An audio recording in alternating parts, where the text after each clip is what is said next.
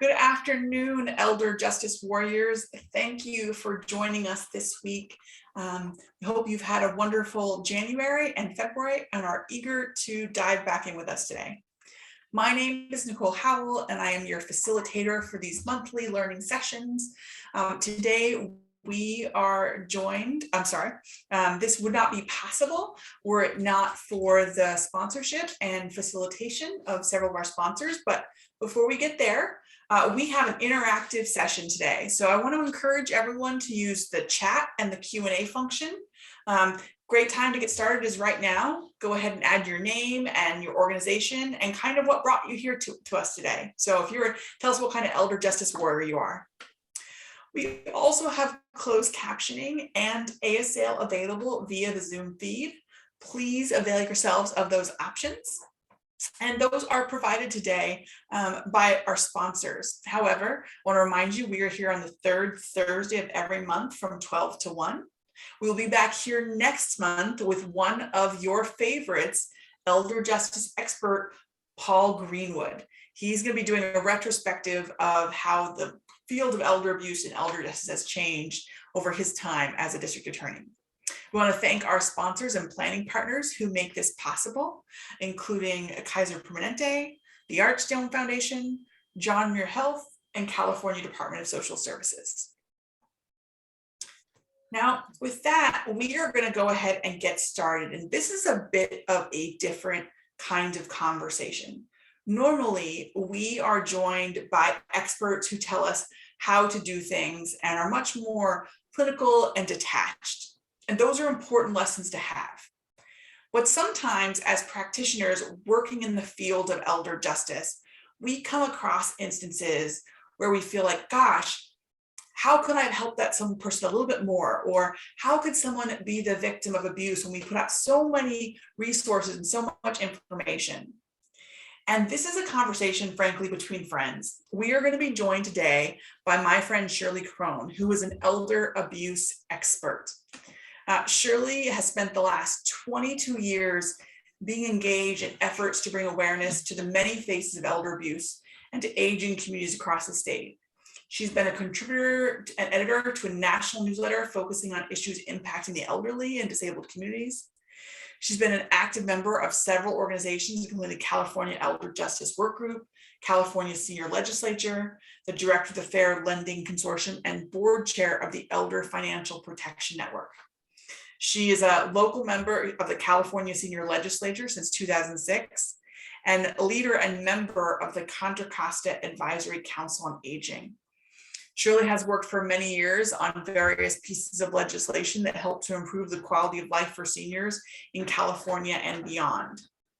And I am proud to say that Shirley is my friend. And in recent months, Shirley also was the victim of an online scam.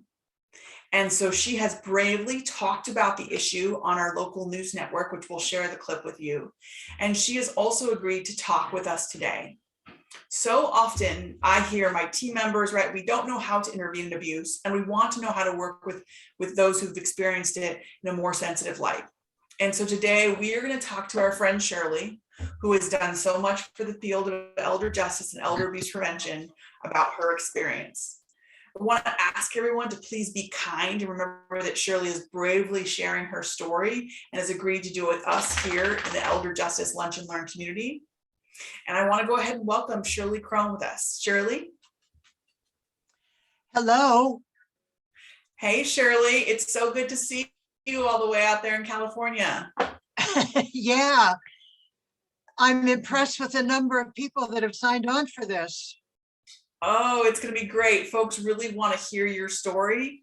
And I know many of us really can learn from it. So thank you for being brave and having this conversation. Well, I'm going to tell you, brave is probably not the right answer. Just scared to death of anything like this happening to anybody else. Yeah, that's honest. And we're going to use that fear to help protect other seniors. So let's start off by talking about what happened. So you, like everyone else, have been in the middle of a pandemic for nearly 2 years. and it's coming on the holiday time, and tell us what happened. Well, I think before I get into the actual story itself, I would like to explain that being involved in the pandemic and being, safe in my house and whatnot is difficult for me because I'm usually out there talking to people, attending meetings, being more actively involved. And all of a sudden I find myself stuck at home and bored. Okay, not a whole lot of excitement. And yeah, my husband's here, but he's hard of hearing and I'm hard of hearing. And so we just yell at each other and laugh a lot. So, that's fine, but it's not exactly the way I want my life to be. So what happened is let me see, I can tell you exactly. On December 2nd, I think, or right at the end of November, I got a message on Messenger from a fellow who claimed to be a colleague of mine and a friend. And I had no reason at that time to doubt it. But he, did the normal, yeah, how are you? What's going on? Blah, blah, blah. And then he proceeded to go on and he says, well, I've got to tell you something that's really exciting. He says, I just was, contacted by the federal government saying that I had received $200,000 and without any questions asked and no income tax or anything. And I says, well, that sounds like a scam for sure. And so he continued to talk and he says, well, to tell you the truth, the money was delivered the next day as was promised in my original conversation. So it just raised all kinds of red flags to me. But on the other hand, I was curious. I think I was looking for a little excitement. So something. The letter, like you got this note from a friend that you know. And I think for the world, Shirley is a very savvy senior. She's on email and her phone and Facebook on a regular basis. She has an intergenerational group of friends. So it wasn't abnormal for her to get a message from a friend on Facebook. That was very normal, especially around the holidays, wishing you like a happy holiday season, checking in to make sure you're safe and well. No, that's very true. And, even here at home during the pandemic, I spent most of my time in front of the computer, checking email, going on AOL, checking any messages or whatever. And when there's nothing, I'll go and find a game or something, just something. And then I'd get up and I can hardly walk, my legs are, I'm stiffer than anything. And then I have to get up and walk around. And so, it was not pretty, let me tell you. But I got this note and I very suspicious, but also very curious. So I thought, I think I'm going to follow up with this and see exactly what's going on. So I got back to him and I says, well, I think this is a scam, but let me investigate further. Who did you contact, or, how do I contact this person? So he gave me an email of a woman who claims to be the director or something of this organization. So I said, okay, so I got off with him and I input this email address, and probably no more than 10 or 15 minutes later, I heard from her, which again was very suspicious. She knew she had a hot one on the line, I think. Anyway, so I told her that I had talked to him and she was very gracious and, everything was fine. And she says, well, send me some information about you, name, address, age, that kind of general information. So I said, okay, I will do that. And again, within 15 minutes later, after I sent that off to her, she says, well, congratulations. I need to tell you right now that you qualify for a $300,000 gift from the government. And I go, oh, well, that's interesting, And she says, and you don't need to, do anything as far as taxes or anything. And And she said, if you want to follow up with it, we'll just continue to talk and I'll give you the instructions and whatnot. I'm not going to go into Shirley, can we just, I think it's important for people to understand that at the same time, there were lots of various news stories about loans and lending out there to help save businesses and keep renters in their homes. So there was a constant barrage in the reputable media about resources for folks during COVID. So to hear this email and get this, it wouldn't be out of the norm for you to investigate something. That's right. And in addition to this, I have to tell you that I have been getting, phone call after phone call. Every one of them I've blocked, because they were indeed scams, and I was getting really upset with that. So when this came along, it sounded kind of interesting and I had to go for it. Mm-hmm. So what happened then was just a whole lot of messages back and forth and instructions and whatnot. And came to the point where she said, okay, now in order to get the money to you first thing in the morning, I need to get paperwork signed off and get our delivery person notified. And so I'm going to need to get some money from you to pay for that. I said, okay, what does that amount to? And then she proceeded to go into, I need some gift cards and I need to get everything sent to my contact in, God forbid, Florida. So Shirley, you're a very savvy person. When you first heard that, gosh, you were going to owe $1,100 to get $300,000, was your spidey sense going off, or were you still really believing that this was a legitimate function of the United States government? Yeah, I'm not going to say that I believed it, but I was still curious enough to follow up on it to see exactly where it would lead. Okay. And at this point, I think I talked to my daughter and told her about it. And she was very, very suspicious. And she ended up calling the head reporter for Channel 7, Dan Ashley, and told him about it. And he in turn passed it along to his 7 on Your Side producer. And so while I'm going through the process of talking and, filling out, making information possible and whatnot, come to find out that the producer of the show on Channel 7 was very suspicious, and he ended up getting in touch with me.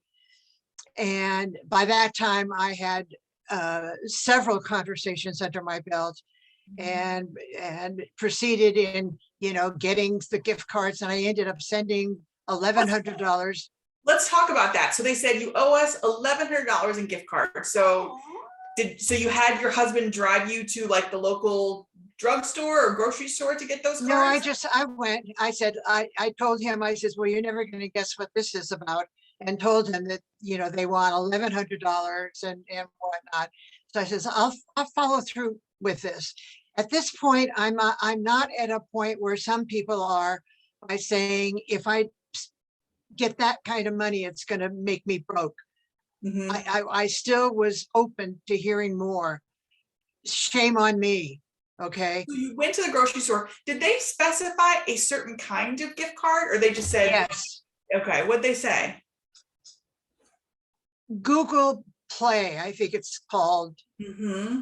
And as it turned out, I was only able to get 2 cards for $200 each, because right at that moment, my credit union canceled my credit card. Mm-hmm. And so I was not able to do anything else. So I had to go and get cash and then prepare a package to send via Federal Express to Florida.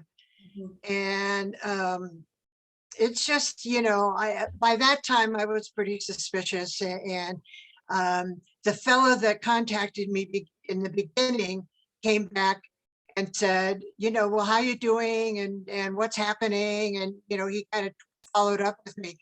The thing that gave me great suspicions, there are 2 things. Mm-hmm. Number one, when she addressed me, she called me madam. That's not a U.S.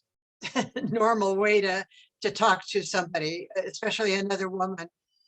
And his discussion with me was obviously from somebody whose English was not his original language. So then I knew it was somebody from overseas somewhere, where most of these scams come from. A lot of them do anyway. Anyway, it was at this point that I started to make my own phone calls to the police department and to the fraud people at the no, they were, it was part of the police department. Mhm. And then I contacted a friend of mine at Social Security, and he gave me the direct number in Washington to make a report. And from there, I got the name of the Social Security agent who is located here in the county over in Richmond, California. So I had all of these contacts that I was, on the phone constantly, giving them all the information I could. And, I was getting a lot of good information, and I was getting, information supplied to the Social Security people, like my number and a lot of other pieces of information, so that they could keep a track and find out what was happening, if there was any danger of, getting my information stolen. And I want to highlight, can we just highlight something, Shirley, which is, you were saying when you were getting this email from the official who was a woman and you're communicating, you also then got another message on Facebook from the person you thought was your friend. And I want Yes. people to understand where they were sort of coming at you from both sides, of the person who was Right. giving you the money, Good and then point. someone who you thought was indeed, a legitimate source, a friend and longtime colleague. Right. And as someone Now, who is your friend, let me go one step further on that, Nicole, because when I got a call, or when I got the original message from this person, this fellow that I knew, he had a picture of my actual friend, which had to be stolen off of Facebook or something else to have that, right? And my friend's name, full name. I'm not going to mention it, but it was really interesting to see how professional these people can be in getting that kind of information. And people should know that, this is not a fly by night ultimately it turned out to be, but in the beginning, when they're attempting to set everything up, they were very professional, in their ability to get information from me until I turned it off. So yeah. So you really had these folks who were coming after you as friends, and then you have this relationship now with this other fraudster. Can you Right. tell us how long that took from their first message to you to the time when you sent off the gift cards? About how many days was that? that was just a matter of a couple of days. Mhm. In fact, I can say this whole effort, this whole scam probably went on for no more than 2 weeks, perhaps. In the meantime, I did get a call from the producer of this show on Channel 7 Mhm. and had a long conversation with him about it and whatnot. Before I go any further, I have to show you this. You tell me if you can see this okay. I do, yeah. Oh, they sent that to you. This was sent to me by this woman that I'd been talking to, and Okay. I laughed. I laughed like hell when I saw it. I thought, what the heck is this? Federal grants, federal funding program, and my name and address and $300,000. I'm going to frame this. Okay, this is going up in my office as a constant reminder. Uh-huh. But the producer, after having quite a long conversation with him, he says, do you mind if I tape this? And I thought, oh my God. I said, no, I don't want, you mean to be shown on TV? He says, yes. And I said, no, I can't allow myself to be exposed as being this stupid, and I said, no. And then he said, and I changed my mind. He said, let's face it, if it can happen to you, it can happen to anybody. And I hesitated and I said, okay, let's go for it. Because I thought to myself, every time I've been out doing a presentation to a group of elders around the state, there was always one or two people in the audience that would say, you know what, this would never happen to me, never. And I thought about that as he was saying that, because this was never ever happened to me, and look what's happening to me right now. So we can't be too confident when these kinds of situations are brought up. Anyway, he taped me and asked a lot of questions and whatnot. And then at the end, he says, I'll let you know when it's going to be put on TV. And I thought, oh, Lordy, I don't want this. Anyway, I let a couple of people know. I think I let you know, and a couple of my buddies from the county know. And I have to say, in all fairness, the support I got from my buddies from Contra, Costa County, the people that I deal with on a day-to-day basis, were so wonderful to me. Absolutely wonderful, supportive, there for me, whatever. And I so appreciate that kind of support. So now time. So as you're, Go ahead. well, thank you, because I think that's an important component. Is normally during normal times, we would be seeing you probably 3 times a month at various meetings or lunch or talking about an important issue. So your friends, we would have been much more in touch with you, but because of COVID, we weren't seeing each other as much, and we weren't checking on you in the same way. And so there is a way in which your community, which we have some, I know when I saw the video, I felt really responsible for it. So I'm curious, we've got some questions coming in the chat, and I think it bears noting. As you have reflected back on the situation, was there like a point at which you feel like, gosh, that there was something that could have been done, maybe something that could have been said to you that would have stopped you from purchasing the gift cards? If the attendant at the drugstore had said, ma'am, is there a reason you need, $600 in Google Play gift cards? Yeah. Is there something that could have happened, or people that could have interjected that they would have stopped you from engaging and buying the gift cards? At I ended up going to 3 different drugstores to get, see if I could get the gift cards, and all of them were denied because my credit card was denied. And one of them said, I think with the first one I went to, said, well, are you sure this is, this is what you want to do? And I said, yeah. I said, this is, I'm doing something for my grandchildren or something. I can't remember what I said, but I lied and covered it up, right? And if I hadn't covered it up, I can only imagine the scene in the store, with other customers around and the people behind. All I wanted to do was to get out of there and get back in my car and go.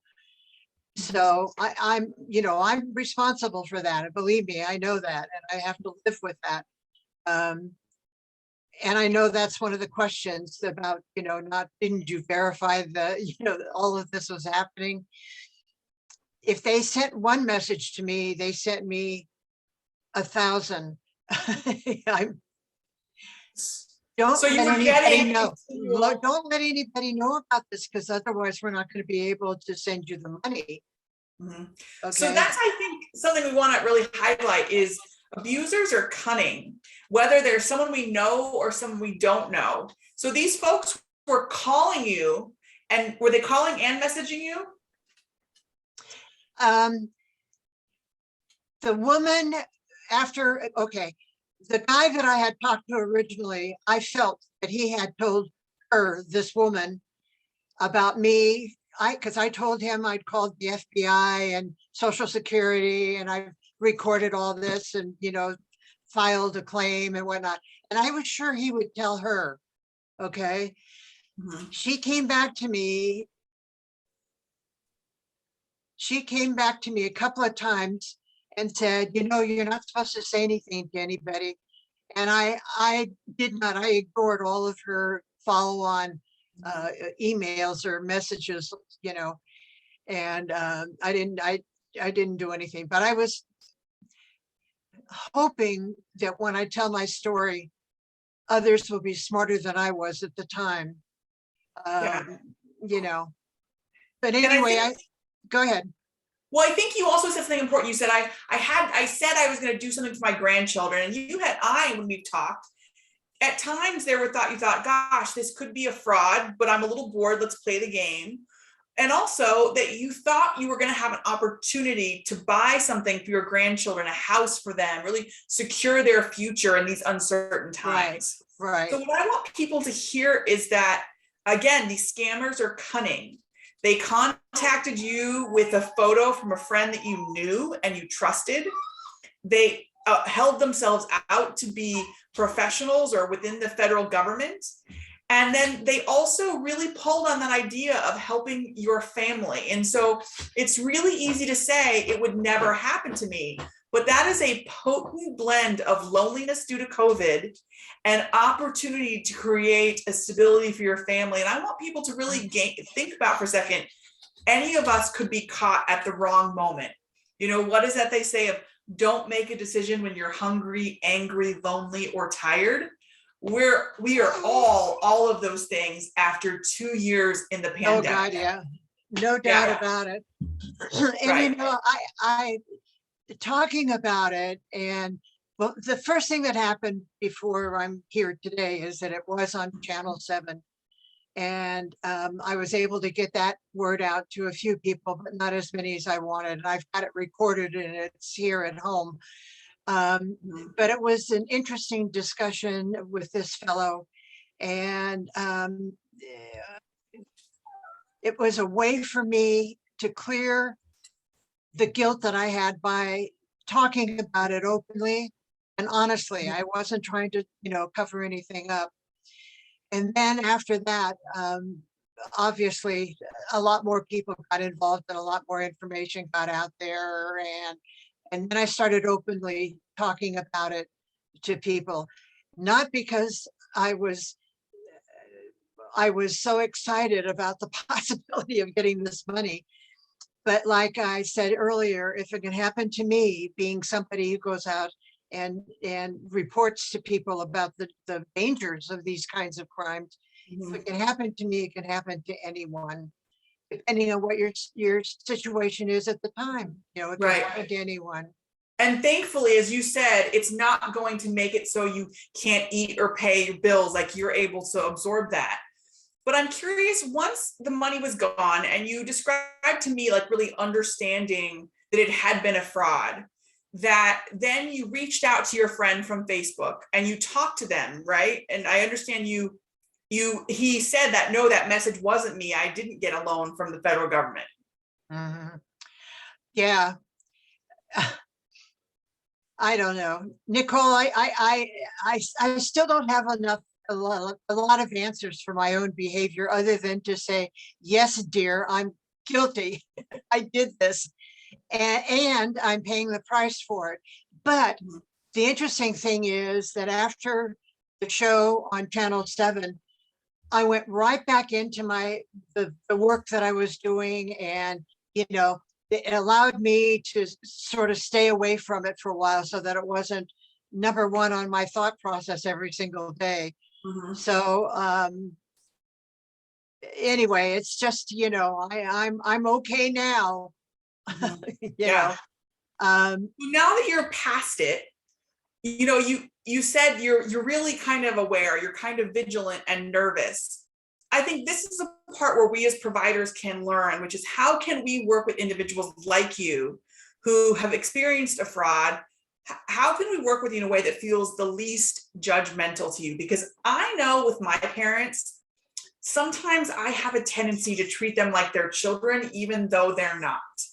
And I wonder if that's maybe something that we as service providers do as well. So tell us about how we can work with individuals like you who've been the victim of a fraud in a way that makes it so you're going to be honest with us and not hide it, because there is so much shame. Good question. I think first of all, I've got children that are younger than me, and I'm in my 80s. I know that's hard to believe, but it's true. And I when you have somebody younger than you giving you advice and telling you what you should be doing or whatever, this is not necessarily the case with me, but it's just a general thing that happens between parents and their children. And I think the way that it really happens is if the children are not involved actively in these kinds of situations where they don't have any understanding of how this impacts their parents or whatever. So my recommendation would be is if you are a parent that starts getting advice from your younger children about why did you do this, and you should have done that, and how come you didn't call, and blah blah blah. I think that's where you have to say, thank you for caring. I'm doing everything I can right now. And if you really want to help, what I would like for you to do is just stick by me so that I, that I'm actually looking after this and whatnot. But don't try to superimpose yourself on top of me, because that doesn't help either. Then I feel like I'm, defending myself in front of my own family. And I didn't get any of that from my own friends. So, everybody that I talked to, all my buddies, were very openly supportive. Even the people I talk to that I deal with in Sacramento, our state capital, were the same way. So I feel very blessed about that. Yeah. I mean, I Shirley, as your friend, when I saw the story, I felt, and I know some of your other friends, like I felt responsible, like I hadn't been looking out for you enough, or I should have noticed something was happening and checked in on you. It really does impact the collective community. Yeah. So do you think that there's anything that we could have said or could have done to convince you that you were being scammed? Like when you were in the thick of it, if I would have found out and said, Shirley, no, this is a scam, do you think you would have believed it? Or do you think you were so far in, you needed to play it out? Well, I'll tell you, I honest to God, in the very beginning, even talking to that guy that contacted me, and I said, sounds like a scam to me, right? And so I sort of had that impression. At the same time, I was curious as heck to find out what all this was about. Actually, true confessions, I was thinking of using it as an exercise to expose this scam somehow, like go along with it and get as much information as I could, so that I could call the FBI and say, this is who it is and where they're at, and this is what they want, blah, blah, blah. I didn't have enough guts for that, but whatever. It sounds like you were really sort of caught between this, wanting it to be real to buy something for your grandchildren, but also recognizing it seemed too good to be true. That's all true. Wrapped up in this time of loneliness and uncertainty. Because again, let's remember, December, the news was very full of the Omicron variant, and it felt very 2020 again. So there was a lot of consternation happening out there in the world. Well, especially during the pandemic, it seemed to be even more so. Mm-hmm. Yeah. So post this fraud, I know you told me you've been getting a lot of phone calls, and so you actually had to block numbers. And I think this is an important point for people to understand, that once you've been the victim of one fraud, those scammers tell their friends and neighbors, so to speak. And so you have to put some things in place to make sure now that you are more protected. And I think one thing you did is actually telling the truth helps to protect you, because all of us are now asking you how you're feeling and what's going on. You've really brought light to that. Well, one thing that was very annoying to me is that I was getting, I'm sure everybody has gotten the scam call. you know, your automobile warranty is coming due, blah, blah, blah. You know, I've had that a dozen times. And plus there's the grandma scam where grandma, it's your grandson and I'm stuck and I want some money. Can you send me blah, blah, blah. Anyway, the one call that I got was from the Chronicle, the newspaper, right? And they were talking to me about something. And I said, well, you don't need to worry because I'm not interested. They wanted to get me to subscribe to something else. And so I hung up on that one, right? But then I had 6 in a row right after that, not from the same person and not from the same phone number, from the Chronicle, right? So then I had to pull out the instructions on how to block calls on my phone because I didn't know how to do it. And then I did it and I got all of those calls that I blocked and I got them erased off the system. So then I thought, okay, I'm clean. Now I don't have any more calls to block. Not so. You still get So calls. Shirley, I was just, so the phone number that you had given, did you provide that when they were asking for your information, your name, No. your birth date? No. So how did they get Oh. your phone number? Do you know? Well, you mean from the scam artist that I'd heard from before? That could be because that was one of the original questions asked was my phone number. Okay. So that could very well be. Okay. One of the calls was from one number. In fact, I've got it right here. One of the calls, the same number,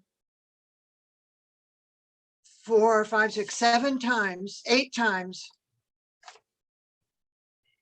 And I was like going crazy. I was so upset and annoyed by this. And that's when I got out the instructions on how to get rid of the scams. And now I do that, you know, because I don't take them. I don't answer my phone at all unless I know the number. Right. That's one of the things that I started. Well, that's great. But I also, I feel like we got a great commenter here of like, we don't want you to lose autonomy because this happens. And so it's a fine line of protecting yourself and yet still being brave to engage in the world. I want to invite our community here to go ahead. Some of you have done so, to drop your questions in the chat or the Q&A. I want to ask everyone to please be respectful and recognize that Shirley and I are friends here, and we're just sharing with you a personal conversation that we've had that we think is important to protect seniors. So go ahead and drop your questions. So you had given your phone number out. How have you talked about this with your extended family since this happened? Because you did this because you wanted to do something nice for your family. Right. Has anyone, you know, given any, have you talked about it with other people besides your husband and your daughter? I did to my grandson and told him that it was a scam. So that was right off the bat, you know, because I didn't talk to them right immediately. You know, I had to get clear with myself how I was going to deal with this, right? And then, but then I shared it with the close relatives and whatnot.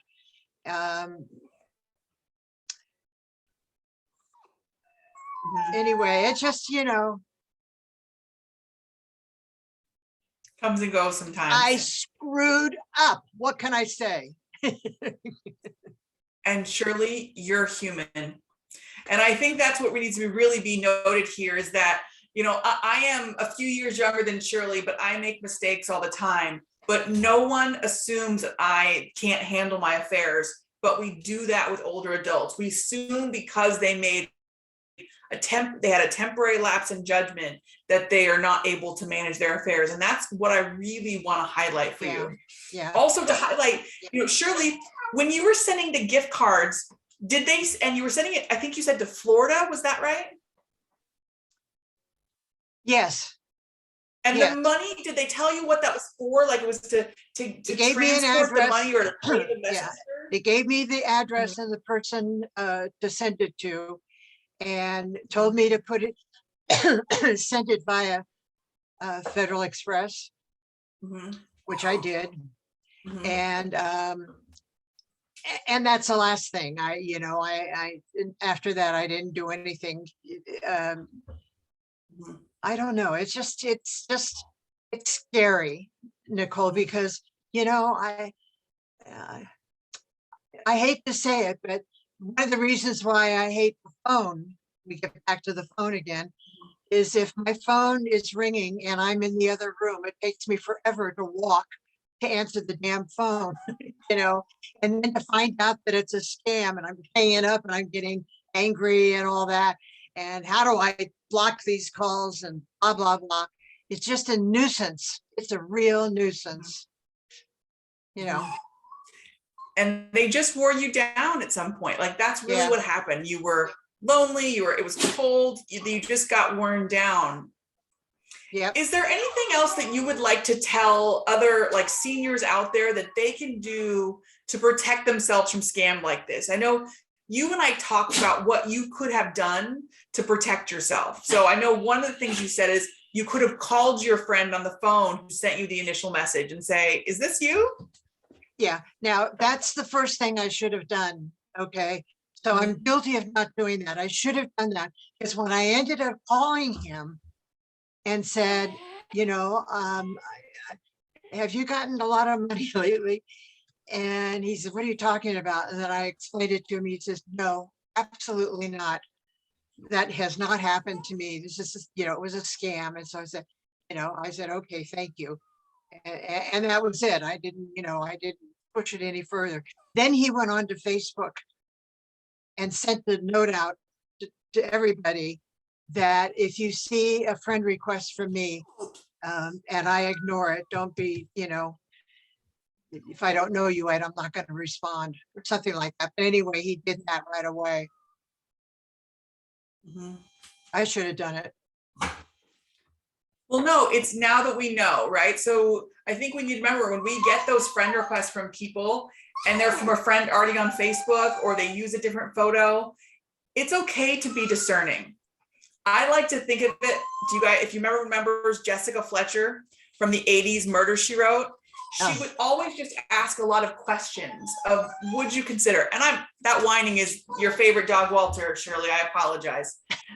He wants to So see me. He probably does. He's ready to play.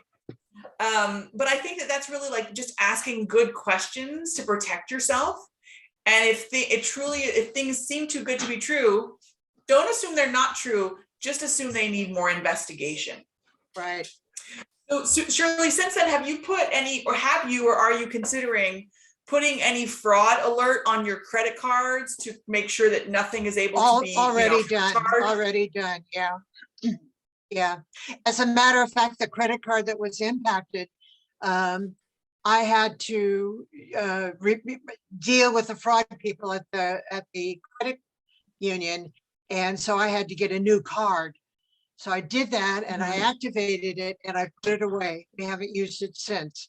So I've been watching it, online to see if there's anything coming up suspicious on that for whatever reason. And so far, so good. Yeah. So we've got the fraud alerts on your card. You're telling your family things. You're being vigilant on Facebook.